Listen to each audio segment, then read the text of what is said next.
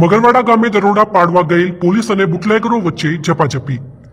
વડગામ તાલુકાના મગરવાડા ગામે છાપી પોલીસે દેશી દારૂનું વેચાણ કરતા બુટલેગરોના અડ્ડાઓ ઉપર દરોડા પાડ્યા હતા, જ્યારે પોલીસ અને મહિલા બુટલેગરો વચ્ચે ઝપાઝપી થતા ઉહાપોહ મચી ગયો હતો। પોલીસે એક સગીર સહિત કુલ 9 બુટલેગરો વિરુદ્ધ ફરિયાદ નોંધી એકની અટકાયત કરી હતી। બનાસકાંઠા જિલ્લામાં અસામાજિક તત્વો તેમજ બુટલેગરો વિરુદ્ધ પોલીસે કાર્યવાહી હાથ ધરી છે।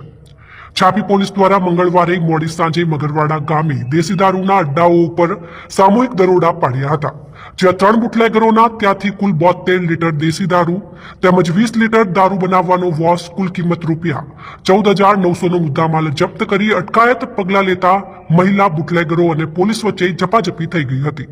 આ સમગ્ર ઘટના કેમેરામાં કેદ થઈ હતી।